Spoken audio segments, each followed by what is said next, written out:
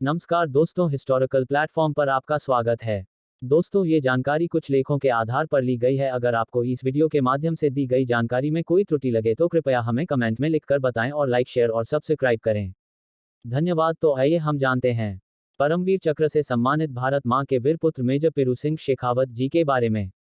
Paramvir major पीरू सिंह शेखावत का जन्म 20 मई 1918 को गांव रामपुरा बेरी, झुंझुनू, राजस्थान में हुआ। वह 20 मई 1936 को 6 राजपुताना राइफल्स में भर्ती हुए। 1948 की गर्मियों में जम्मू कश्मीर ऑपरेशन के दौरान पाकिस्तानी सेना व कबायलियों ने संयुक्त रूप से टीथवाल सेक्टर में भीषण आक्रमण किया। इस हमले में दुश्मन ने भारतीय सेना को किशनगंगा नदी पर बने अग्रिम मोर्चे छोड़ने पर मजबूर कर दिया। भारतीय हमले 11 जुलाई 1948 को शुरू हुए। यह ऑपरेशन 15 जुलाई तक अच्छी तरह जारी रहा। इस इलाके में दुश्मन एक ऊंची पहाड़ी पर स्थित था, अतः आगे बढ़ने के लिए उस जगह पर कब्जा करना बहुत ही आवश्यक था।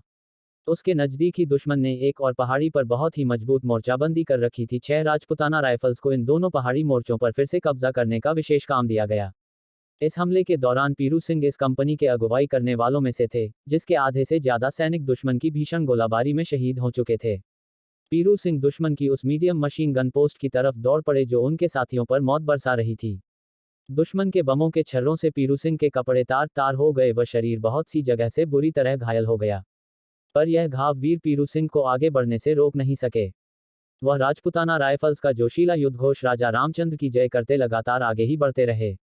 आगे बढ़ते हुए उन्होंने मीडियम मशीन गन से फायर कर रहे दुश्मन सैनिक को अपनी स्टेन गन से मार डाला व कहर बरपा रही मशीन गन बंद करके सभी दुश्मनों को मारकर उस पोस्ट पर कब्जा कर लिया। तब तक उनके सारे साथी सैनिक या तो घायल होकर या प्राणों का बलिदान कर रास्ते में पीछे ही पड़े रह गए।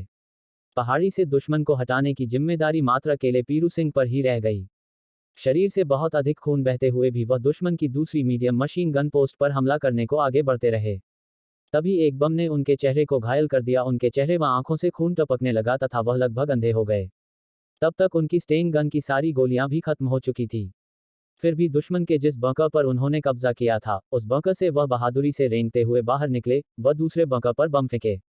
बम फेंकने के बाद पीरू सिंह दुश्मन के उस बंकर में कूद गए व 2 दुश्मन सैनिकों को मात्र स्टेन गन के आगे लगे चाकू से मार गिराया।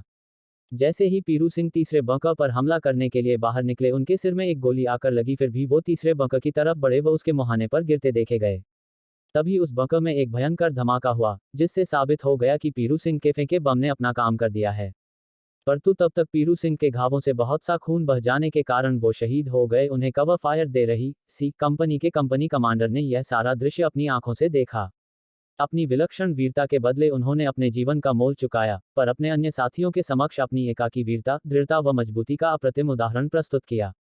इस कारनामे को विश्व के अब तक के सबसे साहसिक कारनामों में एक माना जाता है।